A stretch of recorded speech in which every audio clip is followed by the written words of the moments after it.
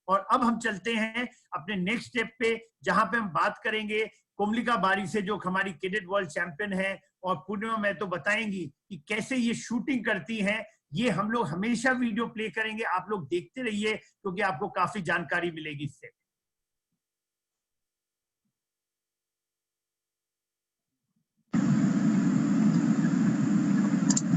आइए आज हम बताते हैं आर्चरी के बेसिक स्टेप्स, जो 10 स्टेप्स है। हम शुरू करते हैं स्टांस से। स्टांस हमारा जितना शोल्डर का चौड़ाई है उतना हमारा पैर का चौड़ाई रहेगा, और हमारा बॉडी प्रेशर एकदम नीचे की ओर रहेगा। इसके लिए हमें हमारा कोर को टाइट रखना है, और हमारा थाई मसल, जो थाई है, वो हम बाहर की तरफ रोटेट करेंगे। ऐसे करने से हमारा जो कोर है टाइट हो जाता है और हमारा बॉडी प्रेशर पूरा डाउन की ओर रहता है। अगर हम लोग कोर टाइट करते हैं तो हमारा जो अपर बॉडी है एकदम रिलैक्स रहता है। अभी हम लोग नेक्स्ट आएगा हमारा ग्रिप। ग्रिप में हमारा जो प्रेशर पिवट पॉइंट है वो हमारा इस जगह होना चाहिए। ग्रिप का प्रेशर इस जगह होना चाहिए, और हमारा जो लाइफ लाइन है, लाइफ लाइन हमारा एकदम जो हैंडल है, हैंडल का जो ग्रिप जहां बना हुआ है वहां एकदम लास्ट पोजीशन में होगा। एकदम आराम से वीप करके घुसाएंगे तो एकदम इजीली हमारा ग्रिप प्रेशर जहां होता है उसी जगह होगा। और हमें याद रखना है कि हमारा जो थंब फिंगर है वो एकदम टारगेट की तरफ रहे और एकदम रिलैक्स रहे, और हम यहाँ पे अगर 60% देंगे तो बहुत अच्छा रहेगा, और बाकी जो फिंगर है हमारा वो एकदम रिलैक्स रहेगा। इसमें हमारा 45 डिग्री में एंगल बनेगा। वैसे बनाते हैं, बाकी हमारा फिंगर एकदम रिलैक्स हो जाएगा। देखिए एकदम रिलैक्स रहेगा, सिर्फ हमारा जहां ग्रिप का प्रेशर है वहीं मेंटेन करना है। नेक्स्ट है हमारा हुक। देखिए हुक हमारा जो फिंगर है, फिंगर का जो लाइन होता है फर्स्ट लाइन, उसके जस्ट नीचे में हमको पकड़ना है, और तीनों फिंगर हम ऐसे ही पकड़ेंगे। जब हम लोग हुक पकड़ेंगे तो हमारा जो एरो है एक फिंगर ऊपर और 2 फिंगर नीचे रहेगा। हमारा ग्रिप का हुक का प्रेशर ऊपर फिंगर में 30, फिर 50, और फिर हमारा थंब फिंगर और लास्ट वाला फिंगर एकदम रिलैक्स रहेगा, और रिस्ट हमारा एकदम रिलैक्स रहेगा। नेक्स्ट आएगा सेटअप पोजीशन। सेटअप पोजीशन में हम ब्रीथ याद रहे कि हमारा जो बोहैंड है वो हमारा 12 बजे एकदम ब्लैक या व्हाइट में रहेगा, और हमारा जो ड्रॉ हैंड है, जो हुक हैंड है, वो हमारा एकदम आई लेवल पे रहेगा। अगर स्ट्रेट रहे तो बहुत अच्छा, अगर 45 डिग्री रहे तो बहुत अच्छा रहेगा, और उसी तरह हमें सेटअप पोजीशन पे जाना है। उठाते समय हमें ब्रीथ एकदम लेते हुए उठाना है। नेक्स्ट है हमारा ड्रॉ। ड्रॉ याद रहे कि हम जब ड्रॉ करेंगे तो हमारा अपर ट्रेपेजियस मसल से होगा, और हमारा बोहैंड एकदम थोड़ा सा डाउन आते जाएगा। ब्रीथ हमारा इसमें 60% आउट हो जाएगा। नेक्स्ट है हमारा एंकर। एंकर हमें बहुत सॉलिड बैठाना है, एकदम स्ट्रांग बैठाना है, और हमारा जो देखिए स्ट्रिंग टच कर रहा है, हमारा चिन, लिप्स और नोज में टच करेगा। एंकर बैठाने समय हमको याद रखना है कि हमारा जो ब्रीदिंग है वो स्टॉप रहेगा, एकदम स्टॉप हो जाएगा, और हमारा जो प्रेशर अपर ट्रेपेजियस मसल से अभी लोअर ट्रेपेजियस मसल में हमको 80% ले जाना है, तो याद रहे। और बाकी फिंगर हमारा एकदम रिलैक्स रहेगा, रिस्ट भी एकदम स्ट्रेट रहेगा। अभी हम बात करेंगे एम में। एम हमारा जैसे हम लोग ऊपर से नीचे ला रहे थे, एकदम येलो में स्टॉप हो जाएगा। 10 में हमको साइड पिन रखना है, और याद रहे कि हमारा उससे नीचे नहीं जाए बोहैंड। बोहैंड हमारा एकदम येलो पे ही रुक जाए, नीचे से ऊपर एकदम नहीं जाए। नेक्स्ट है होल्ड एंड एक्सपेंड। इसमें जो पावर कंटिन्यू हमको जो ड्रॉ करते हुए लाए हैं वो कंटिन्यू हमको पावर लेके जाना है, और जब बैक पे ये पावर जाएगा करीब करीब 95% पूरा बैक पे चला जाएगा। और ध्यान रहे कि एक्स्ट्रा पावर इसमें नहीं लगे, क्योंकि हमें अंदर से मतलब जो इनर पावर है फीलिंग से हमें होल्ड और एक्सपेंड करना है। बस ऐसे ही पावर मेंटेन करते हुए हमें रिलीज में जाना है। रिलीज हमें सेम पावर में मेंटेन करते हुए जाना है। अलोंग द जॉ जाएगा। याद रहे कि हमारा फिंगर एकदम रिलैक्स रहे और जो हमारा ब्रीदिंग है वो जो 40% ब्रीदिंग है वो धीरे धीरे आउट हो और हमारा एल्बो एकदम पीछे की ओर जाए और बोहेन एकदम डाउन ना हो। इसमें रुके और फॉलो थ्रू। इसका नेक्स्ट है फॉलो थ्रू। फॉलो थ्रू हमें करना बहुत जरूरी है। हमारा जो रिलीज में पावर रहेगा वो हमें कंटिन्यू करते हुए जाना है। फॉलो थ्रू में हमें 3 सेकंड तक होल्ड करना है और हमें जो हम प्रोसेस कैसे किए ये एक फीडबैक देना है माइंड को कि हम क्या क्या किए। हम फॉलो थ्रू क्यों करते हैं? क्योंकि हमारा जो नेक्स्ट एरो है उसके प्रिपरेशन भी अच्छा होता है, इसलिए हमें फॉलो थ्रू करना बहुत। फ्रेंड्स, आपने देखा कि कितने अच्छे तरीके से पूर्णिमा ने एक्सप्लेन किया कोमलिका का शूटिंग में। और आपका क्यों हम लोग ने कोमलिका का दिखा रहे हैं, क्योंकि इसका अगर आप शूटिंग स्टाइल देखेंगे ये कोरियन आर्चर्स की तरफ बहुत ही अच्छा शूटिंग स्टाइल है। इसका बो हैंड देखिए बिल्कुल स्ट्रांग है, इसका एल्बो लाइन बहुत अच्छा है, एंकर बहुत स्ट्रांग है और इसका शूटिंग स्टाइल जो है बहुत। और फॉलो थ्रू देखिए, जो बहुत बार जो गलती हमने देखा है बच्चों के अंदर में कि जैसे ही वो एरो रिलीज होता है बो हैंड नीचे चला जाता है, लेफ्ट चला जाता है, राइट चला जाता है, उन लोग फॉलो थ्रू को ध्यान ही नहीं देते। तो बच्चों बहुत इंपॉर्टेंट है जब कोचेस जब शुरू करे बच्चों को शुरू से ही उनको फॉलो थ्रू के बारे में जरूर ध्यान दे। फॉलो थ्रू के बिना आपका इनकम्प्लीट शॉट होता है, इसलिए उसको फॉलो थ्रू में आप मेंटली फीडबैक देते हैं। जो गायत्री जी ने बताया माइंड को फीडबैक देना कि जब माइंड को कि क्या मेरा बो हैंड अच्छा था, क्या मेरा एमिंग अच्छा था, क्या मेरा टाइमिंग अच्छा था, क्या मेरा रिलीज अच्छा था, क्या मेरा बैक मसल यूज हुआ, क्या मेरा फॉलो थ्रू का सब ठीक था, तब हम नेक्स्ट शॉट को तैयार करते हैं। और माइंड को पहले पता चल जाता है अगर कोई भी हम त्रुटि कर रहे हैं तो माइंड दोबारा उसको रिएक्ट करता है, दोबारा प्रिपेयर करता है माइंड को। तो अगर हमारा माइंड फोकस रहेगा शॉट के ऊपर में तो चांसेस आपके किसी भी चैंपियनशिप में जीतने के ज्यादा रहेंगे। जब मेरे थॉट्स अपने इंटरनल नहीं रहते, एक्सटर्नल पे चले जाते हैं, लोग क्या कहेंगे, हम जीतेंगे कि नहीं, हम हारेंगे कि नहीं, मेरा स्कोर कितना होगा, एक्सटर्नल थॉट पे जाते हैं तो आपका परफॉर्मेंस डाउन जाता है।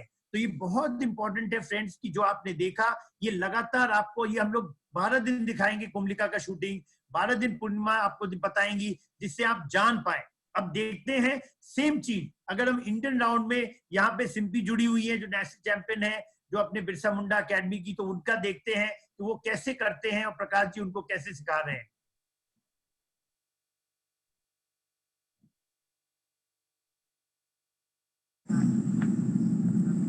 आज हम बात करते हैं आर्चरी के। आर्चरी 3 प्रकार के बो के साथ खेला जाता है। पहला इंडियन राउंड, दूसरा रिकर्व और तीसरा कंपाउंड। हम आज बात करेंगे हमारे बेसिक आर्चरी इंडियन राउंड के बारे में और उसे चलाने के जो बेसिक स्टेप है, जो 10 स्टेप है, उस स्टेप के बारे में हम बात करेंगे। तो पहला स्टेप है स्टैंडिंग। स्टैंडिंग जो होता है वो आर्चर के शोल्डर के, कंधे के बराबर पैर को फैलाना होता है और शरीर का जो भार होता है वो 60% आगे और 40% पीछे होता है। हम अपने कोर मसल्स को एक्टिव करेंगे ताकि हम स्टेबल होके ग्राउंड के ऊपर खड़े हो सके, हमारा बॉडी किसी प्रकार का मूवमेंट ना करे और हम स्टेबल खड़े हों। अब हम बात करेंगे ग्रिप। ग्रिप में जो हम देख रहे हैं ये जो हमारा वी शेप है और इसका जो सॉफ्ट कॉर्नर है वो हमारा प्रेशर पॉइंट होगा जो हमारे वो बो में सेट करेगा, हैंडल में सेट करेगा। और ये देखिए लाइफ लाइन, ये लाइफ लाइन, इस लाइफ लाइन के और हमारे जो बो के हैंडल का एज है वो वहाँ आपस में कनेक्ट करेगा। लाइफ लाइन के ना तो ज़्यादा अंदर ना तो ज़्यादा बाहर ग्रिप बैठेगा, वो इक्वल बैठेगा।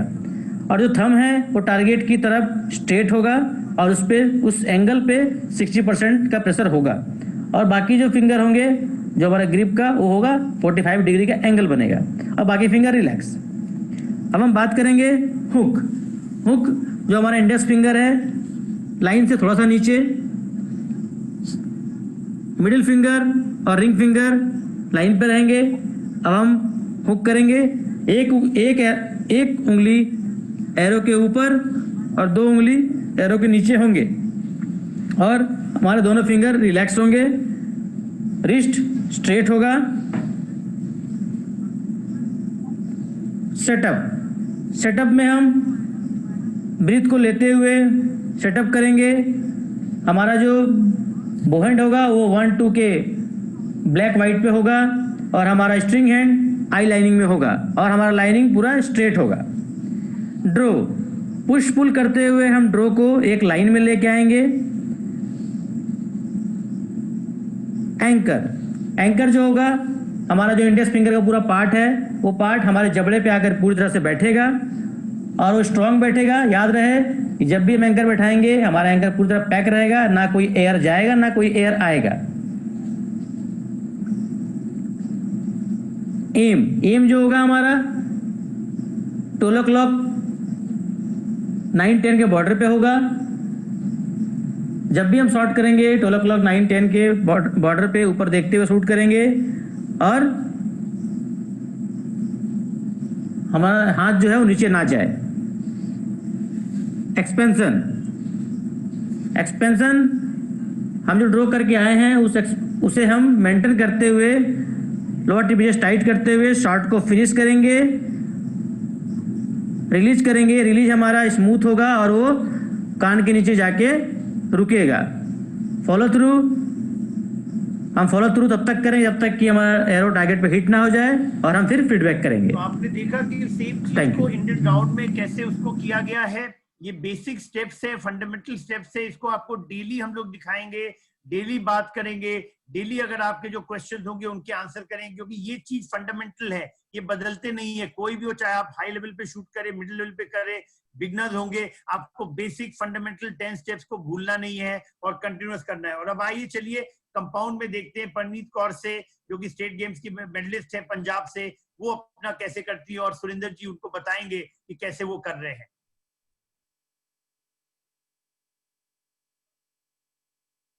सबसे पहले आपको स्टांस के बारे में बताएंगे। जो स्टांस है आर्चर्स का, उसकी चौड़ाई है जो स्टांस की, वो शोल्डर के बराबर होनी चाहिए, प्लस एक पैर शूटिंग लाइन से आगे और एक पैर शूटिंग लाइन से पीछे होना चाहिए। दोनों पाँव पे इक्वल बैलेंस होना चाहिए। हल्का सा बॉडी वेट है जो हम 60% हम टोज पे रखेंगे और 40% हम हील्स पे रखेंगे। ग्रिप काफ़ी इम्पोर्टेंट है आर्चर के लिए।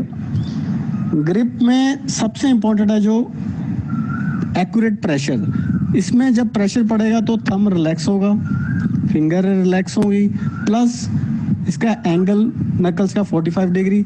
और ये प्रेशर है जो पिवट पॉइंट में इस जगह पे प्रेशर आना चाहिए। जब इस जगह प्रेशर आएगा तो थंब रिलैक्स हो जाएगा, फिंगर रिलैक्स हो जाएंगी और प्रेशर एक्यूरेट पड़ेगा।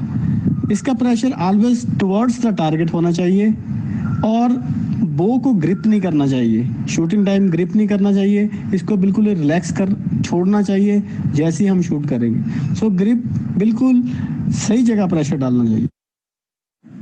इसके बाद हुक रिलीजर हमने हुक यहाँ से करना है, इस तरीके का हुक होगा। हुक में जो इसकी रिस्ट है वो रिलैक्स रहेगी, थंब रिलैक्स रहेगा और स्ट्रेट रहेगा।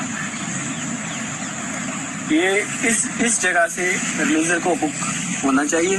प्लस जब हुक होगा उसके बाद रिस्ट है स्ट्रेट रहेगी और रिलैक्स रहेगी और एंकर आने के बाद 10 to 15 डिग्री इसका एंगल रहेगा। एल्बो स्ट्रेट और टाइट रहेगा।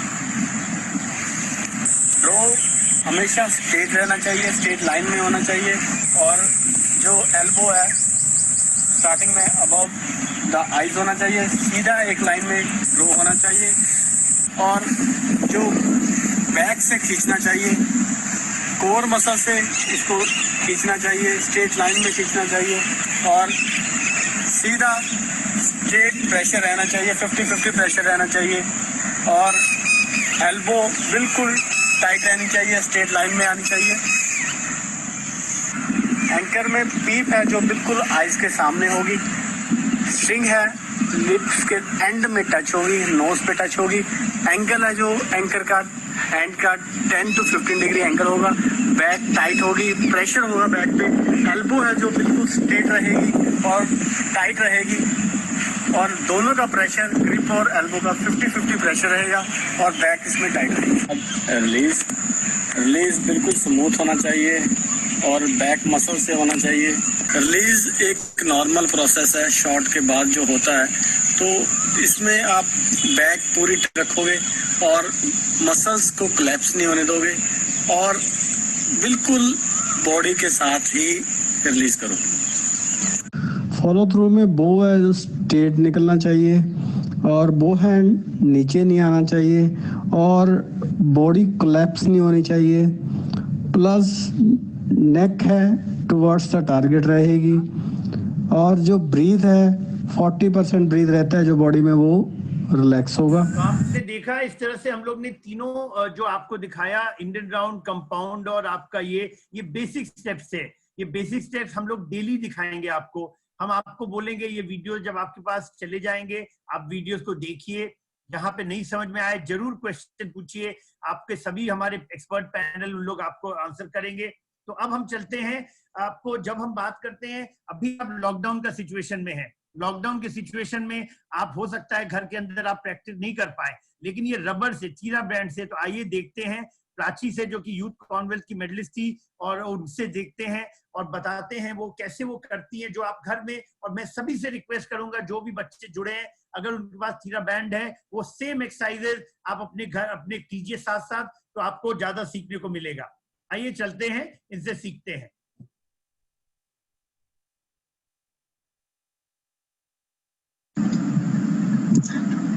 आइए आज हम सीखते हैं रबर ट्यूब से बेसिक स्टेप्स। ये हमें पहले करना है। जब बो लेते हैं उससे पहले हमें ये बेसिक स्टेप्स सीख जाना चाहिए। ये रबर ट्यूब से करने से बहुत अच्छा रहता है। जो प्रोसेस है वो सेम प्रोसेस में हमको फॉलो करना है।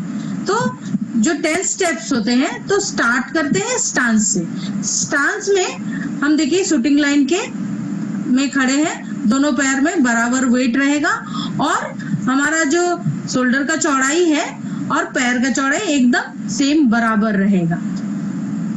यहाँ पे हमारा कोर टाइट करना है और हमारा जो थाई मसल है वो बाहर की तरफ रोटेट होगा। नेक्स्ट है ग्रिप। ग्रिप में हमें रबर ट्यूब को पकड़ना है। उसके बाद हम लोग आएंगे हुक पे। हुक पे जैसे प्रेशर देते हैं तीनों फिंगर पे, वो तीनों फिंगर पे एकदम नॉर्मल पकड़ेंगे, प्रेशर देंगे और हमारा जो थंब फिंगर है वो एकदम रिलैक्स रहेगा और हमारा लास्ट फिंगर भी एकदम रिलैक्स रहेगा और हमारा रिस्ट पोजीशन एकदम सीधा रहेगा। हम ना थोड़ा सा बाहर ना अंदर, एकदम स्ट्रेट रहेगा। नेक्स्ट हम आएंगे सेटअप पे। सेटअप पोजीशन हमारा याद रहे, यहाँ पे हमको ब्रीथ पूरा लेते हुए उठाना है और जो हमारा बो हैंड है वो थोड़ा सा ऊपर रहेगा और जो ड्रॉ हैंड है वो हमारा आई लेवल पे रहेगा और एकदम एल्बो एकदम स्ट्रेट। यहाँ पे अगर 45 डिग्री रहे तो बहुत ही अच्छा रहता है। ड्रॉ में हमें याद रखना है कि ब्रीथ यहाँ पे मेरा 60% आउट हो जाएगा और हमें अपर ट्रेपेजियस मसल से ड्रॉ करना है। एंकर हमारा एकदम नीचे से आके बैठेगा और एकदम स्ट्रांगली बैठेगा। यहाँ पे याद रहे कि 80% हमारा जो पावर है वो लोअर ट्रेपेजियस मसल पे चला जाएगा। नेक्स्ट है हमारा एम हमारा नॉर्मली फेस के सामने ड्रॉ कर रहे हैं, कहीं पे एक एमिंग पॉइंट बना के हमें ध्यान से देखना है और हमारा बो हैंड एकदम ज्यादा नीचे ना जाए, ये भी हमें ध्यान देना है। और हमें एंकर और एमिंग पे जो वहां हमारा ब्रीथ एकदम स्टॉप हो जाएगा। नेक्स्ट है हमारा होल्ड एंड एक्सपेंड। इसमें ये ध्यान रहे कि हमारा प्रेशर एकदम अलग से कहीं से नहीं लगे, सेम पावर हमको मेंटेन करना है और पूरा 95% हमारा बैक पे प्रेशर चला जाएगा और इसी पावर को मेंटेन करते हुए हमें रिलीज की ओर चले जाना है, कहीं से एक्स्ट्रा पावर नहीं ले जाना। रिलीज हमारा अलोंग द जॉ जाएगा, एल्बो हमारा एकदम पीछे की ओर जाएगा और फिंगर हमारा एकदम रिलैक्स रहेगा। नेक्स्ट है हमारा फॉलो थ्रू। ध्यान रहे फॉलो थ्रू हमारा जो पावर मेंटेन कर रहा है वो पावर फॉलो थ्रू तक मेंटेन होगा और 3 सेकंड तक मेंटेन होते रहेगा। यहाँ पे ध्यान देना है कि हमारा एल्बो एंड बो हैंड एकदम डाउन ना हो और हमारा जो ब्रीदिंग है रिलीज और फॉलो थ्रू में आउट हो जाएगा। और हमें फॉलो थ्रू के टाइम अपने माइंड को एक फीडबैक भी देना है कि कैसे प्रोसेस में हम लोग ये शूट किए हैं, ताकि हमारा नेक्स्ट एरो बहुत अच्छा हो और इजी हो। तो हमें एक फीडबैक भी देना बहुत जरूरी होता है।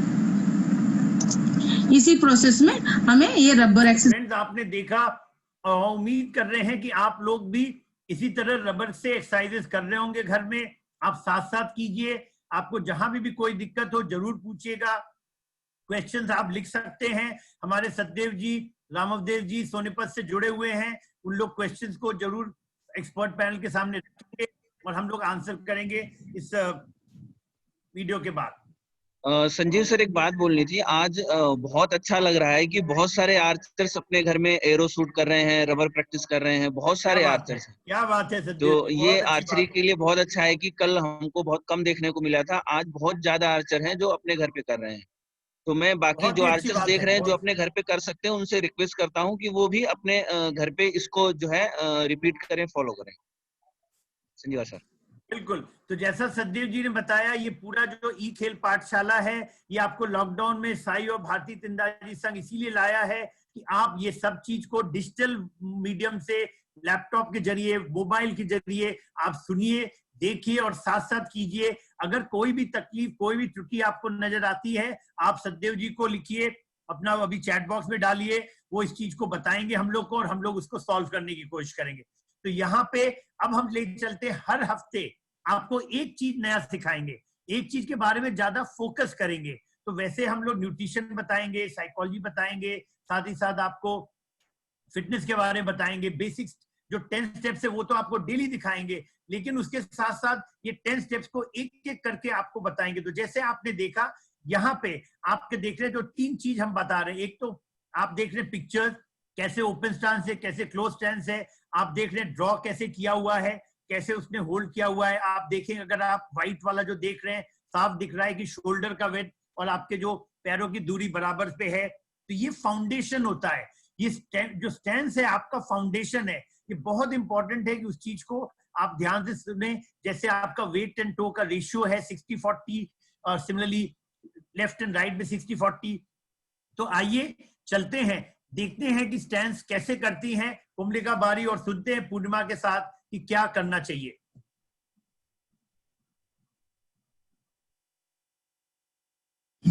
आज हम बताएंगे आपको स्टांस के बारे में। स्टांस देखिए, ये ओपन स्टांस है जिसमें हमारा पैर का चौड़ाई और शोल्डर का चौड़ाई एकदम बराबर है। हमारा बॉडी वेट एकदम डाउन की ओर रहना चाहिए। इसके लिए हमें कोर मसल को टाइट रखना है और हमारा जो थाई है, थाई का आप जो पावर बाहर साइड करेंगे, बाहर साइड घुमाएंगे, रोटेट करेंगे तो आपका कोर टाइट हो जाता है। इससे हमारा बॉडी एकदम रिलैक्स हो जाता है, एकदम जमीन की ओर वेट रहता है और अपर बॉडी एकदम रिलैक्स रहता है। और एक है स्क्वायर स्टांस। देखिए, स्क्वायर स्टांस भी हमारा इस तरह होता है, लेकिन हम लोग ये 2 स्टांस ही लगभग यूज करते हैं आर्चर। हमारा सेंटर ऑफ ग्रेविटी थोड़ा सा फ्रंट की ओर रहना चाहिए ताकि हमारा बॉडी वेट जो है फ्रंट में 60% और बैक में 40% रहे। ऐसे रहने से जब आप एंकर करेंगे तब आपका बॉडी वेट एकदम स्ट्रेट बीच में आ जाएगा और आपका बॉडी पीछे तरफ नहीं जाएगा। तो आपने देखा जो 2-3 गलती जो होती है वो हम आपको बता दें। सबसे बड़ा गलती क्या करता है, जब बच्चा खींचता है तीर, तो आप देखेंगे जब वो खींचता है तो वो क्या करता है, अपने बॉडी को टर्न करता है। उसका शो करता है वो कि उसका जो स्ट्रेंथ है, बो का स्ट्रेंथ बॉडी के स्ट्रेंथ से ज्यादा है। वो नहीं होना चाहिए। तो आप तुरंत पाउंडेज को कम कीजिए। अगर आपका पाउंडेज, अगर आप जब भी टेढ़े हो रहे हैं, आपका जैसे कमर से टेढ़े हो रहे हैं, तो आप समझ जाइए कि आपके पास स्ट्रेंथ की कमी है। आपको ज्यादा फिजिकल फिटनेस करना होगा, ज्यादा बो ड्रॉ करना होगा, जिससे कि आपका क्षमता बढ़े। शरीर की अगर क्षमता हमेशा आपके बो के क्षमता से ज्यादा होनी चाहिए। तो वो बहुत इंपॉर्टेंट है। सभी archers kindly note that you should ensure that your body is in a T stance. As you see here, you can see here the entire, red lines. What are the red lines? The red line is showing the center of gravity. For that, it is very important that your power, 60% load is on the front foot. Why? Because when you are drawing, you have to push the bow. When you're pushing the bow, so that if your pressure is 60% on the left end, then what will happen is you will not try to tilt your body. And that is very, very important for all the archers to know, that you have to ensure a 50-50 pressure. So for that, the stance is very important. Similarly, front of the foot, 60%, back of the toe, 40%, because you need to keep, otherwise you will fall. So you have to maintain the stability. And under the stability, there'll be various other force platforms which are there to check it out. So you may go to a sports scientist, or the coach can show you if your stability is not there. Abhinav Bindra has started a very good sports exercise science center, where they have very good force plates, where you can actually see how your forces are varying on the plate, and that can really help you to further improve the archery. So it is very, very important, friends, that as Purnima has mentioned, as you saw Komlika Bari, you generally use open and closed stance. Your feet serve as the foundation. The posture has to be erect, like a T stance, which Ranjit talked to you earlier. Same thing you're going to see here. You can see the body line. The red lines are very, very clear. They are showing you how your stance should be. If you look at the arrow line will be perfectly in line with the elbow. And therefore, this pressure points are very, very important. So you have to understand. So that was the first step we are talking about, the stance. Now, because we are having 4 lessons combined into 1 week, so we are going to also talk about the next focus area. So what is the next focus area? Before that, we go to the next focus area. We are going to talk about dress regulations. And here I'm going to bring in Sonal, who is going to come in and tell you about what are the dress regulations.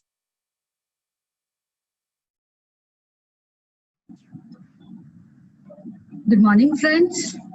पिछले session में हमने ground और personal safety के बारे में जाना था। आज के इस सेशन में हम आर्चरी की ड्रेस रेगुलेशन के बारे में जानेंगे। फ्रेंड्स, हर एक स्पोर्ट्स में एथलीट का ड्रेस उस खेल की रिक्वायरमेंट के हिसाब से अलग अलग होता है।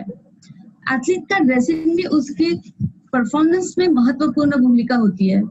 जैसे कि शूटिंग और एक्सरसाइज करने के दौरान हर प्रकार की मूवमेंट करने में वो कंफर्टेबल फील करते हैं, उससे कि उन्हें एक पॉजिटिव फीलिंग मिलती है और आर्चर का जो शूटिंग का जो कॉन्फिडेंस है वो बढ़ जाता है। आर्चरी में आर्चर्स के जो ड्रेस रेगुलेशन है वो इंडियन राउंड, रिकर्व राउंड और कंपाउंड राउंड के लिए सेम ही होते हैं। गर्ल्स और बॉयज दोनों ही शॉर्ट या लॉन्ग ट्राउजर और शॉर्ट या लॉन्ग स्लीव टी शर्ट पहन सकते हैं। आर्चर ने डेनिम या जीन्स ग्राउंड में नहीं पहननी चाहिए, और जो फुटवेयर है वो सभी ने स्पोर्ट शूज पहनना जरूरी है, except disable athletes. Team event के दौरान टीम में शामिल सभी आर्चर्स का यूनिफॉर्म है वह सेम रहना कंपलसरी है। इसी तरह मिक्स टीम इवेंट में भी दोनों ही आर्चर का जो यूनिफॉर्म है वो भी सेम रहना जरूरी है। आर्चर के यूनिफॉर्म पर उनका नाम और वो जहां से रिप्रेजेंट कर रहे हैं उस यूनिट का नाम होना जरूरी है। आर्चर्स के साथ जो भी कोच या ऑफिशियल जुड़ता है उनका भी यूनिफॉर्म उनकी टीम की तरह ही होना जरूरी है। तो दोस्तों, आज आर्चरी के जो ड्रेसिंग साइड डिसाइड करने के लिए आज की सेशन में बताई गई रेगुलेशंस को आप जरूर फॉलो करें। Thank you. तो फ्रेंड्स, आपने देखा ड्रेस बहुत इंपॉर्टेंट पार्ट होता है। आप घर में भी हो, लेकिन आपको जरूर मैं रिक्वेस्ट करूंगा सभी बच्चों को कि प्रॉपर अपने ट्रैक सूट्स में एक्सरसाइज करें, पेरेंट्स की बात माने, और वो चीज को ये नहीं कि अपने चप्पल में कर रहे हैं, शूज में करें, तो उनको एक हैबिट बनेगी, एक डिसिप्लिन आएगा, एक पंक्चुअलिटी आएगी। So my request to all the archers, all the coaches, that while you may be under a lockdown situation, it is very, very important that all of us do a dress regulation. We should wear proper dresses while we are doing the exercises. It is important because what happens is when you are shooting in a competition, if you are comfortable, then you will be shooting very positively. Many times we find that if you are wearing very tight shirt or very this thing which is uncomfortable, or a new shoe, you will not find it comfortable, and that may impact your performance. So what is important is that whenever you are shooting, you try to use the dress, whichever you are using, at least for a period of 1 week to 2 weeks, so that it is washed, it is comfortable, so that when you are actually performing in the competition, you are not bothered about your dress. So you slowly each and every element of the shooting, you need to ensure that they are perfect. So that is about the regulation we spoke about. This was the first week, which is the 5th week we just completed. Now we are moving to the 6th week. What we are going to do is, in the 6th week, the training plan remains same. This has been prepared by Satyadev and Ramavdesh ji, both, and Rupesh. They have prepared the training plan. The only thing you are seeing is there's no variation in the training plan, because this is a grassroots development. In a grassroots development, the intensity of the training will remain same. So we are maintaining the same 2 hours of shooting, because archers and players are basically coming after the school. We want them to study. They have to study and then come and practice. So therefore, the training plan prepared by Ramavdesh, Rupesh, and also Satyadev ji is same. Because of that reason, when we go to the development, there'll be a change in the intensity. Satyadev and Rupesh will be talking about periodization, but in a subsequent lessons. Today we are just talking about a basic plan for any grassroots archers to develop. हमारे performance director Shri Pushpendra Garg ji हमारे बीच जुड़ गए हैं। इस पूरे programme को monitor करने के लिए मैं उनका स्वागत करता हूं। Welcome, Mr. Garg. It's really a pleasure that you are here with us. So we are just trying to take the boys and girls through the 48 weeks of lessons which we have prepared in 12 modules, just to give you a little input. And this is a second module going on. Yesterday we had a 12 module, first module of 4 weeks, which we took them on the free hand training and rubber training. Today we are talking about the basic steps, and then we'll be focusing on every week on one aspect of the coaching, so that the archers and the coaches can learn, and every day we'll bring in new things. At the same time, just to inform the viewers, what we are doing also is, we have requested every person, every coaches across the country, in case they have certain good ways of teaching, please send it to the team, please send to Satyadev, please send it to me at our email IDs, at our WhatsApp. We will definitely, if it is good, we are going to showcase that. So today in the lesson number week 6, lesson 36 to 42, which will be constant, we are going to talk about the fitness training, which we have already showed you. The nutritional inputs will remain same for this week or for the month. The sports psychology lesson will be same for the month. And now we are going to focus on training with the bow, which I have already shown you. Now we are going to focus on the grip. So here, let us go. So you have done the fitness training, carbohydrate lessons we have already learned, psychology, breathing we have learned. We have also seen how Komlika Bari, the cadet world champion, is practicing, how the simply the national champion was practicing, how Pandit Kaur was being training in the compound, and now also how Prachi talked about the fitness training, that means through the rubber. How can you train your muscles at the same time at home during the lockdown situation? Now we are going to the second focus area of the 10-step process, which is the grip.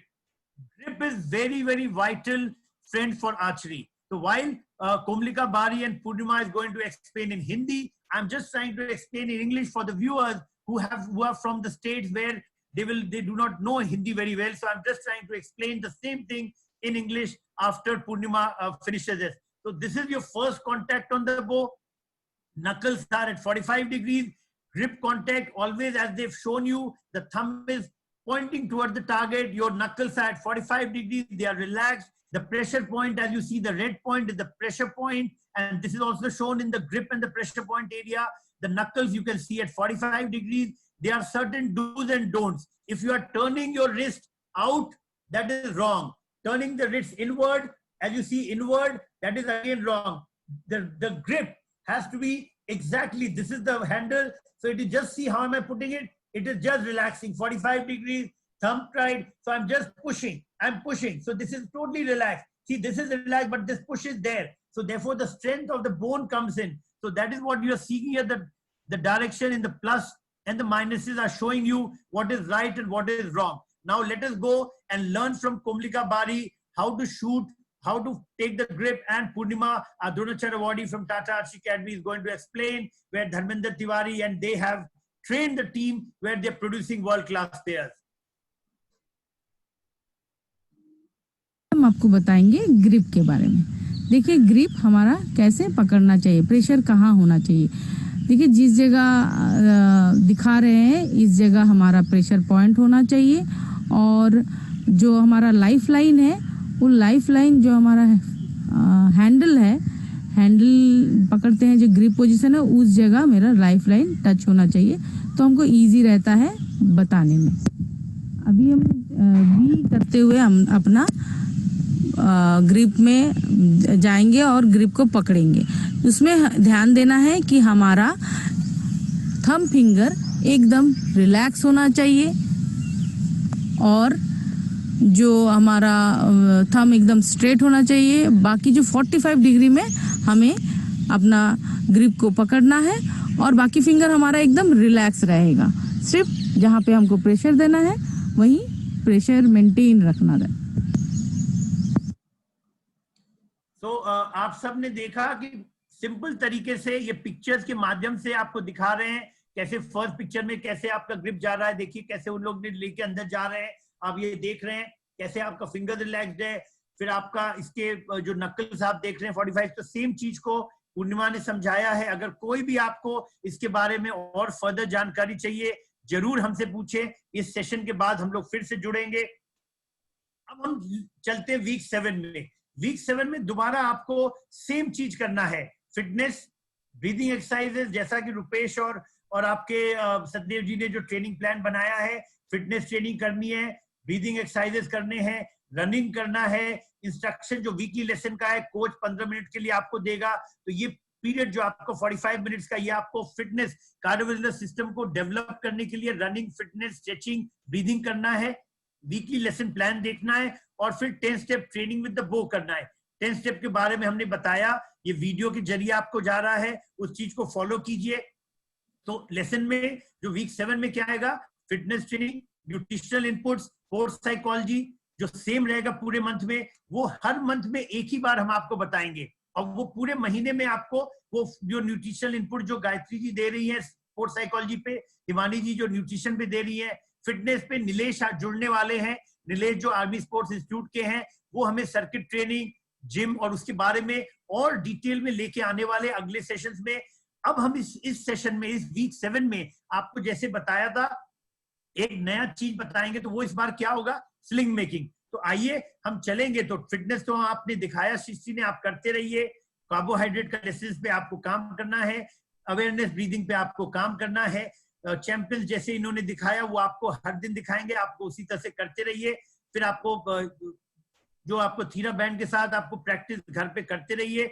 अब हम देखेंगे कि जो sling होता है, जो आप देखते हैं ग्रिप के आगे में, जो कि बो को गिरने नहीं देता है, उसको कैसे बनाना चाहिए और ये सिंपल तरीके से आपके घर में बन सकता है।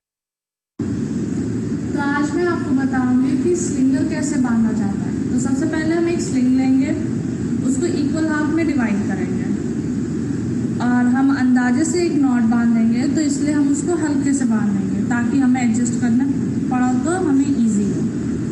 तो मैंने एक नॉट बांध दिया, इसको मैं हल्का सा ऐसे ही रखी हूँ और इसको फिंगर पे लगाएंगे। इस तरीके से फोल्ड करके हम अंगुली पे डालेंगे। उसके बाद हम आएंगे बो के साथ, बो उठाएंगे। जैसे मैंने इस फिंगर पे लॉक किया था वैसे ही हम थंब पे भी लॉक करेंगे। लॉक किया, पता लगाने के लिए हम पहले इसको खोल के देखेंगे। तो हमारे ग्रिप के एंड तक थंब आना चाहिए। तो आप देख रहे हो कि मेरा ग्रिप के स्टार्टिंग पॉइंट पे ही थंब है, हमको और पीछे आना चाहिए। तो फिर हम इसको खोल करके फिर से एडजस्ट करेंगे। इधर से हम इसको थोड़ा सा हल्का सा लूज करेंगे और जैसे कि छोटा हो रहा था तो हम इसको और थोड़ा सा लंबा कर देंगे। ये हो गया। अभी फिर से हम वो फिर चेक करेंगे ये सही हुआ कि नहीं। लॉक किया तो अब देखिए मेरा बो के इस एंड तक थंब आ रहा है, मतलब ये सही है। अगर हम रिलीज करते तो हमारा बो जंप होगा और आपका बो अच्छे से स्विंग करेगा। तो इस तरीके से हमें स्लिंग बांधना है।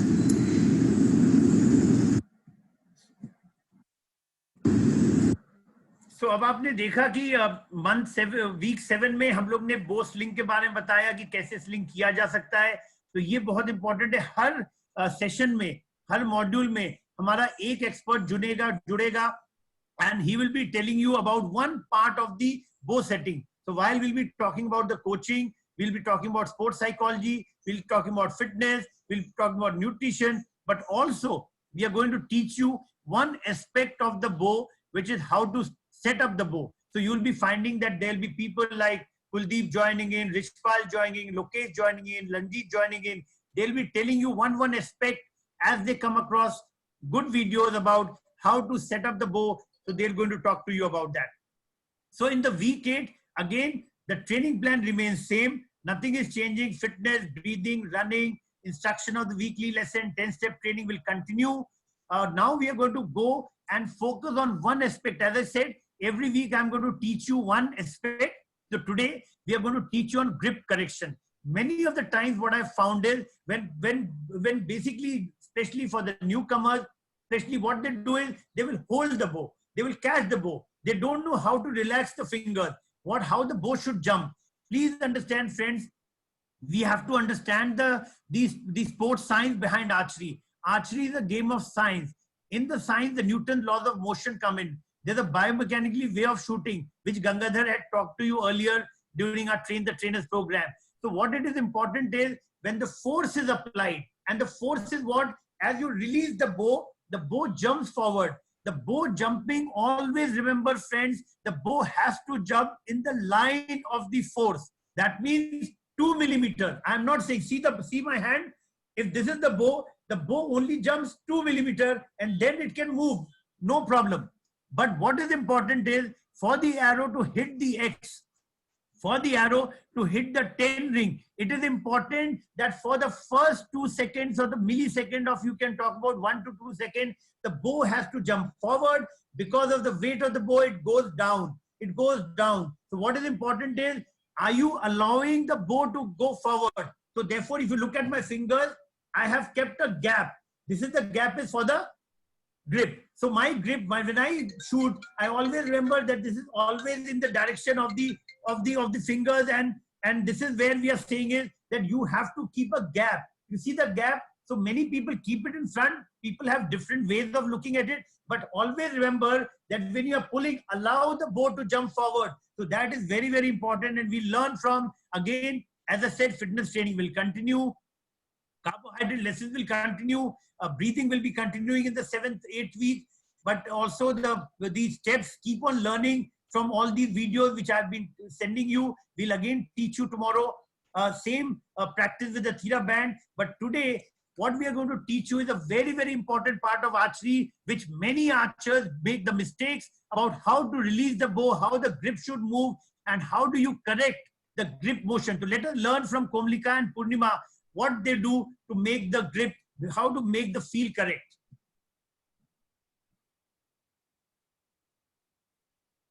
आज हम बताएंगे कि अगर आपका ग्रिप हैंड में फिंगर स्टिफ हो रहा और रिलैक्स नहीं कर पा रहे, प्रेशर मेंटेन नहीं कर पा रहे, कहाँ से प्रेशर देना है, तो इस प्रैक्टिस से आप इजीली ग्रिप का प्रेशर ठीक कर सकते हैं और बो पकड़ने का जो हैबिट्स होता है वो भी इजीली सुधार सकते हैं। देखिए 45 डिग्री में रख के आपको एकदम सेम पावर मेंटेन करते हुए, पुश में भी आप थोड़ा सा पावर देंगे, पुल में भी देंगे, और इस तरह से आप प्रैक्टिस कीजिए, तभी आपका बो हैंड भी अच्छा होगा और आपका जो फिंगर रिलैक्स रहता है ग्रिप के टाइम, ग्रिप में प्रेशर कहाँ रहता है, एकदम सेम उसी तरह कीजिए, आपको बहुत आसानी से ये फीलिंग आ सकता है और सुधर सकता है। तो ये भी आप करते रहिए। उम्मीद करते हैं कि आप लोग ने, सभी लोग ने, आप लोग ने ये देखा होगा कि कैसे ग्रिप को करेक्ट करिए। बहुत ही इंपॉर्टेंट पार्ट है, और अगर ये आपका सही नहीं होगा, एरो कभी भी एक्स में नहीं लगेगा। एक्स में लगने के लिए क्या जरूरी है कि आपका जो, देखिए अगेन हम दिखाना चाहेंगे कि आप हमें देखिए हमने कैसे पकड़ा हुआ है। मेरा ये जो वी है, वी में ये बो है। अगर हम अपना जो स्लिंग, आप देखा जाए कुमलिका को, अगर आप स्लिंग मत लगाइए, आपका कोच खड़ा रहेगा, आप अपने को जब रिलीज करते हैं बो को जंप करने दीजिए, अपने आप आपको पता चल जाएगा कि कैसे फिंगर रिलैक्स करके पुश करके देखिए बो जंप कर रहा है, पुश करके वो जंप कर रहा है, पुश करके ये बो जंप कर रहा है। तो बहुत इंपॉर्टेंट है फ्रेंड्स कि बो का प्रॉपर जंप होना, और ये अगर सीख गए तो आपको कंपटीशन में सबसे बड़ी गलती क्या होती है कि during competition generally when we are anxiety, when we have a pressure, when we are feeling anxious, when we are, that is the time that we are not focusing on the inner focus on the inner steps. So what is important is focus on the inner steps. That is the time when you are getting tense, then you tend to clutch your fingers. Don't clutch your fingers. Keep it relaxed. Let the bow jump forward. Bow has to jump in the direction of the force. If the bow is going to jump in the direction of the force, then 100% your arrows are going to hit the X. Why do they hit at the 3 o'clock 9 or 12 o'clock 9? Because of the pressure. When there's a pressure play in your entire grip, that is the time the arrow will be hitting 12 o'clock 9 or 10 or 6 o'clock 9, 10, right and left, because you are playing around with your grip pressure. You are playing around with the finger. Please do not play. This is constant. This is just a push which you are maintaining. You are just pushing towards the target. So please understand that is a very, very important part of that. So with this, I want to thank my entire team who have been here. We have here the Purnima Mehto from the Tata Academy, Richpal from the MP State Academy, Ramavdesh and we have Ramavdesh and Satyadev joining us from the Sonipat, Kuldeep from the Shrine Board Academy, Ranjit from the Archers Academy at Pune, Lokesh is joining in from the Yamuna Sports Complex, Titmo Sharma from ASI Pune, Brijesh from Gwalior. So all the experts are here. My request will be, whatever questions are there, I'll request Satyadev to ask all the questions one by one. You can unmute my experts who are here. We can answer. We can answer, the specific expert can answer. For example, anything to nutrition, maybe Himani will take in, Gayatri can take in on psychology, Purnima and the other coaches can take on other aspects. So I'm very happy to see some of the para archers also here. I can see Kuldeep training some para archers here. So I'm very happy that all the archers are here. They are learning. Any questions, anything, please feel free to ask. Over to Satyadev. Garg Saab, in case you want to say something, we are trying to make it visual, digital, theory, videos we are trying to gather. And we are trying to teach. So I am welcoming Mr. Garg, who is the high performance director with the Sports Authority of India. He's here with us. I'll request you to say a few words and tell us in case you want some corrections to be done in our training methodology. Mr. Garg, Commander Garg, please.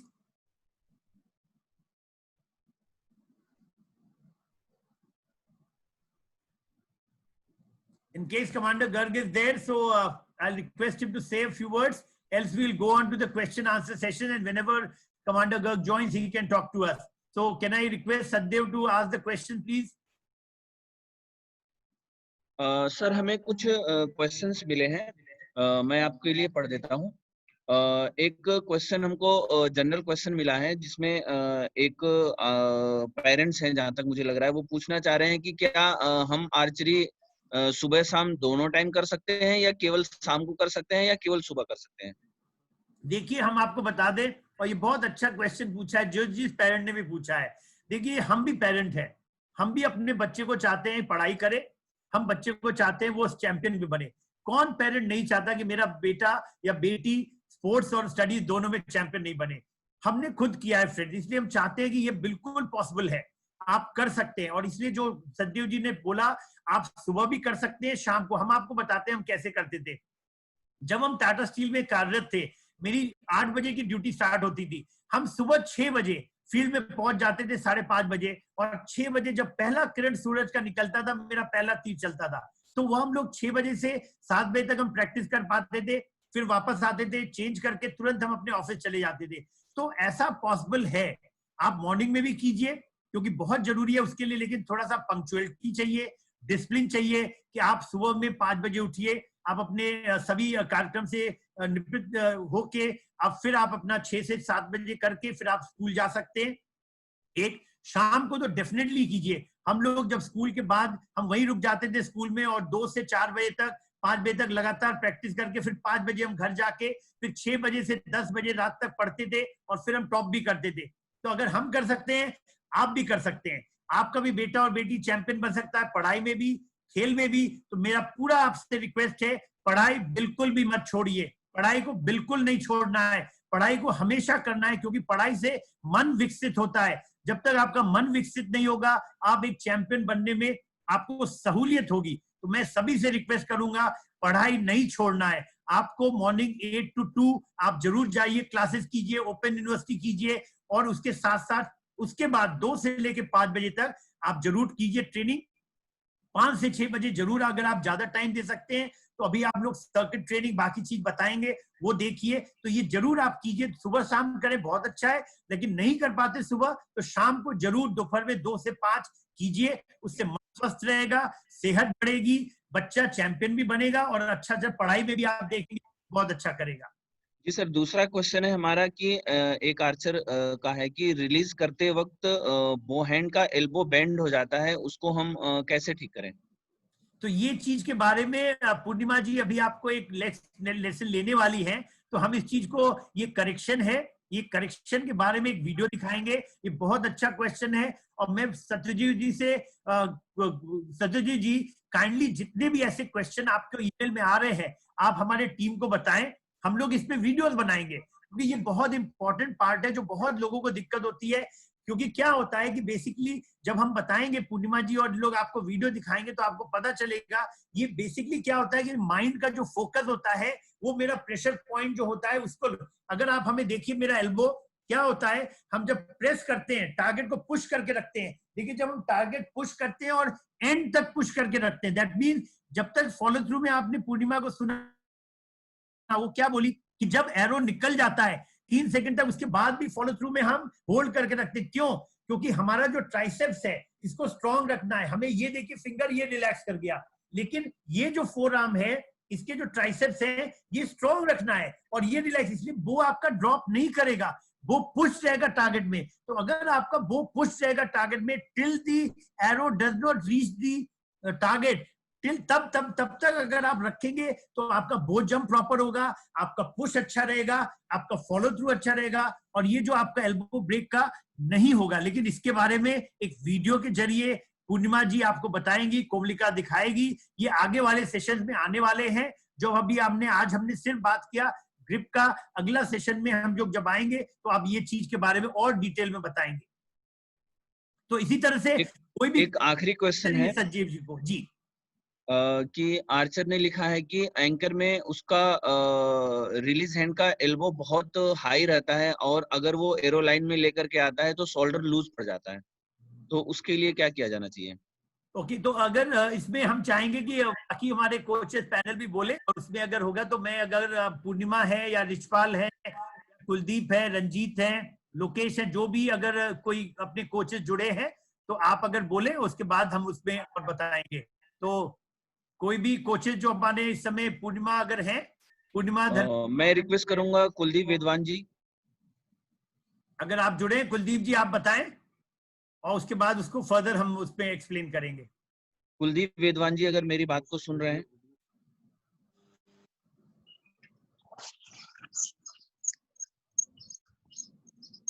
Sir good morning.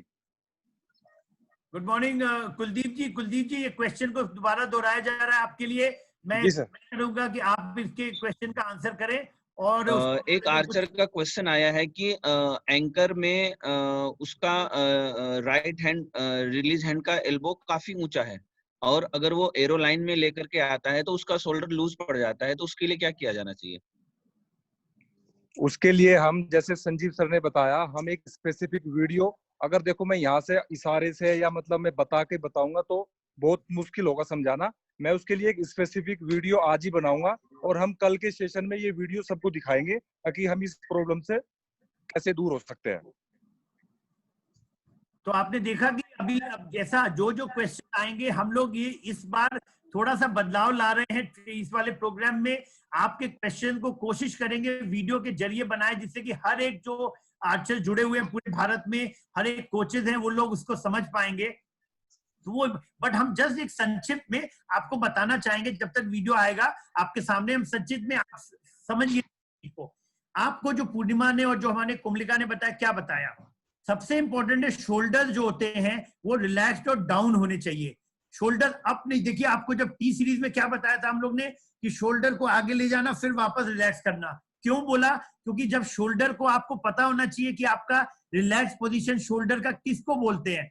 अगर shoulder आपके relax रहेंगे तभी जो force रहेगा तब आपका, नहीं था अगर शोल्डर आप राइज करेंगे। देखिए हम क्या कर रहे हैं, अगर हम प्रेशर अगर मेरा ज्यादा जो बो का क्षमता ज्यादा है तो क्या हो रहा है, मेरा देखिए शोल्डर राइज होने लग रहा है। क्यों हो रहा है, ये बहुत प्रॉब्लम आता है क्योंकि आपने जो बो का पाउंडेज ज्यादा है। तो पहला चीज है बो का पाउंडेज कम कीजिए, वो बिल्कुल गलत है क्योंकि तब आपका ये शोल्डर राइज नहीं करेगा। अब आ गया जो दूसरा शोल्डर की बात, आप राइज बहुत ऊपर कर रहे हैं, तो आपको जो आज का लेटेस्ट जो टेक्निक बोला जाता है जिसको बोलते हैं बायोमैकेनिकली शूटिंग। बायोमैकेनिकली क्या बोलता है कि जो आपका शोल्डर है, ये जो मेरा शोल्डर आप देख रहे हैं, ये शोल्डर एक हॉरिजॉन्टल प्लेन में रहना चाहिए। तो देखिए अगर ड्रॉ करते हैं तो हम क्या कर रहे हैं, ये देखिए ड्रॉ करके ये मेरा नीचे से आता है एंकर, नीचे से बैठाते हैं। जब आप नीचे से बैठाते हैं तो क्या होता है कि आपका जो लाइन है, जो ये मेरा एल्बो का लाइन है, और शोल्डर उठेगा नहीं, ये शोल्डर ज्यादा उठता नहीं है। क्यों, क्योंकि आपने जो ड्रॉ किया, आप ड्रॉ करके आप हॉरिजॉन्टल ड्रॉ, देखिए मैं एल्बो, देखिए एल्बो को हॉरिजॉन्टल ड्रॉ करके हम एंकर के नीचे से लाके बैठाते हैं। तो आज का जो लेटेस्ट टेक्निक है वो जब नीचे से लाके बैठाते हैं तो उससे दो फायदा होता है। एक, आपका बहुत सॉलिड एंकर, देखिए एंकर कितना है मेरा, सॉलिड है, कहीं से भी एयर भी नहीं जा सकता, तो एंकर सॉलिड होता है। एल्बो का पोजीशन देखिए, शोल्डर देखिए, शोल्डर मेरा डाउन है और ये जो मेरा जो मसल्स है अपर ट्रेपीजियस और फिर ये शोल्डर और उसके नीचे ट्रेपीजियस। आपका शोल्डर अब इसलिए हो रहा है कि आप प्रॉपर मसल्स को यूज नहीं कर रहे हैं। प्रॉपर मसल्स कीजिए। प्रॉपर मसल्स कौन से हैं, आपके जो अपर ट्रेपीजियस, आपका शोल्डर है, स्कैपुला, और लोअर में जो देखते हैं जो लोअर पोर्शन में यहाँ पे लोअर ट्रेपीजियस है।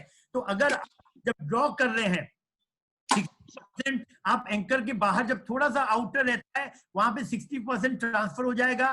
फिर आपका 80% देखिए एंकर पे आते आते जैसे ये बैठ रहा है 80% आ गया। अब हम बैक को, ये देखिए एल्बो को, हम बैक को टाइट करना शुरू किए। ये किससे कर रहे हैं, जो स्कैपुला एंड शोल्डर जो अपना जो है, जो बड़ा वाला जो आपका ब्लेड देखते हैं उसको आप टाइट कर रहे हैं। अपर ट्रेपीजियस से ट्रांसफर हो रहा है पावर स्कैपुला में, उसके बाद नीचे जा रहा है लोअर ट्रेपीजियस में, तो फाइनल शूट करते हैं। तो अगर आप ये मसल्स को यूज नहीं करेंगे प्रॉपर में तो शोल्डर राइज करेगा, आपको ये प्रॉब्लम आएगा। ये बहुत जरूरी है, इसीलिए बहुत जरूरी है कि दोनों शोल्डर को रेस्ट करना, रिलैक्स होना चाहिए, डाउन होना चाहिए, बहुत रेस ज्यादा नहीं करना चाहिए, क्योंकि आप फिर शोल्डर इंजरी भी होगी और अदर मसल्स यूज कर रहे हैं जिसकी जरूरत नहीं है। तो आपको प्रॉपर, हम लोग नेक्स्ट लेसन में आपको फिर से दिखाएंगे कौन से मसल्स यूज होते हैं, ये भी हम आपके सामने लाएंगे। और हम लोग जब जुड़ेंगे स्पोर्ट्स साइंटिस्ट हमारे साथ, डॉक्टर अजीत और डॉक्टर संदीप, वो आपको मसल्स का दिखाएंगे। नीलेश भी दिखाएगा जो फिजिकल ट्रेनिंग करते हैं कि कैसे मसल्स के स्ट्रेंथ को बढ़ाएं। तो उसके अलग अलग कोर मसल्स के हम लोग के ट्रेनिंग है, जो नीलेश जी आने वाले सेशन में आएंगे। तो ये जो सेशंस है, ये 12 पूरे 48 लेसन है, 48 वीक्स के, जो हम संक्षिप्त में 12 वीक में ला रहे हैं। इसके बाद सत्यदेव जी अपने साई के कोचेस के साथ आपको हर मंथ में कराते रहेंगे। ये तो जस्ट हम लोग अभी 12 मॉड्यूल में आपको दिखा रहे हैं, लेकिन इसके आगे का जो है, जो पूरे साल चलेगा, वो पूरा साई सत्यदेव जी उस चीज को आगे ले जाएंगे। अलग अलग कोचेस से रिक्वेस्ट रहेगा सेम चीज को वो वीडियो के जरिए अपने स्टेट में, डिस्ट्रिक्ट में, अपने लेसन्स में लाएं, तब जाके स्टैंडर्डाइज फॉर्म ऑफ ट्रेनिंग होगी और उससे हमारे देश को फायदा होगा। हमारे जो 12 साल तक, जब तक 8 से 12 में बच्चे आएंगे, ऑलरेडी ट्रेंड होंगे, उनको फिजिकल, न्यूट्रिशनल, साइकोलॉजिकल ट्रेनिंग होगी और वो बहुत अच्छे ओलंपिक में 16 और 17 साल में ओलंपिक में मेडल जीत पाएंगे। तो इन्हीं शब्दों के साथ अगर सत्यदेव जी नेक्स्ट क्वेश्चन को आप नोट कर ले, भेज दे हम लोग को, हम लोग उसको ट्रेनिंग में इनबिल्ड कर देंगे। तो इन्हीं शब्दों के साथ मैं आप सबका धन्यवाद देना चाहूंगा। अगर गर्ग साहब जुड़ गए हैं तो वो कुछ बोलना चाहें, और अगर मेरे कोई स्टेट सेक्रेटरी जुड़े हैं तो वो अगर बोलना चाहेंगे तो वो बोल सकते हैं, और नहीं तो इन्हीं शब्दों के साथ आप सबका धन्यवाद करना चाहूंगा। नमस्कार, जय हिंद, और फिर कल जुड़ेंगे। कल फिर से आइएगा, फिर से हम नई चीज के बारे में बताएंगे। हर वीक में एक एक चीज को फिर से सेम चीज दोहराएंगे जिससे आप सीख पाए, क्योंकि जब तक आप डेली 12 दिन देखेंगे नहीं, आपको रजिस्टर नहीं करेगा। और सत्यदेव जी को आप क्वेश्चन भेजते रहे, आपके क्या क्या आपके प्रॉब्लम भेजते रहिए, वो चीज हम लोग टीम करके सॉल्व करेगा। इन्हीं शब्द के साथ धन्यवाद, जय हिंद, जय Bharat. Thank you Sanjeeva sir.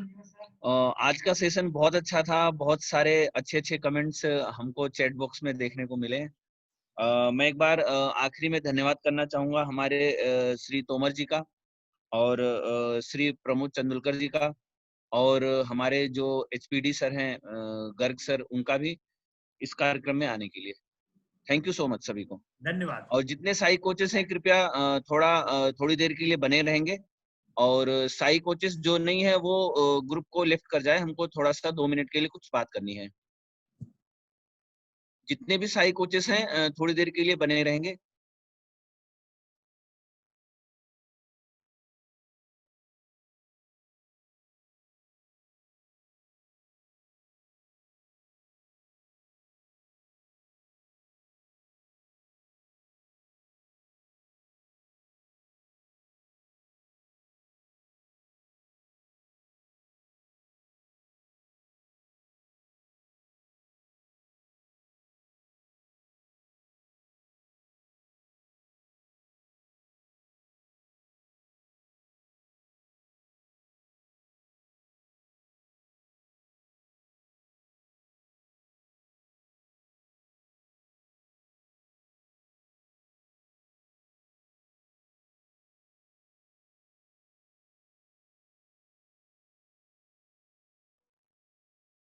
Miss Monika Sai Aurangabad available हैं क्या हमारे पास?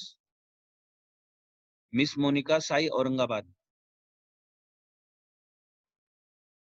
अगर वो जूम सेशन में है तो अपना हैंड राइज करें।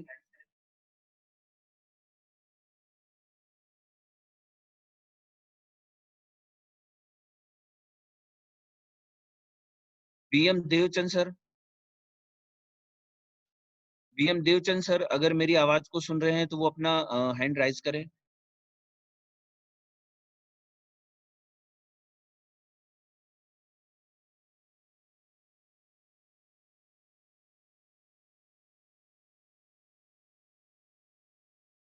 ठीक है कोचेस, कल से हमारे जितने भी आज साई के बच्चे ज्वाइन किए हैं वो बाय नेम आए हैं, बाय सेंटर्स आए हैं, ये बहुत अच्छा है। और बहुत से साई के बच्चे अपने अपने घर पे या अपने सेंटर के नजदीक में अपने लॉन में करते हुए दिखाई दिए, जो कि बहुत अच्छा लगा।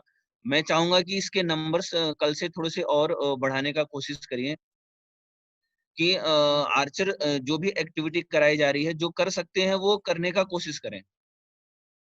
आज का सेशन काफी अच्छा रहा कल के मुकाबले। बहुत सारे आर्चर्स हैं, चाहे वो साई के हों चाहे नॉन साई के हों, उन्होंने बहुत अच्छा करने का कोशिश किया रबर के ऊपर, बो के ऊपर। कल से हम दोबारा से 9 बजे आपको यहीं पे मिलेंगे। थैंक यू सो मच सभी को।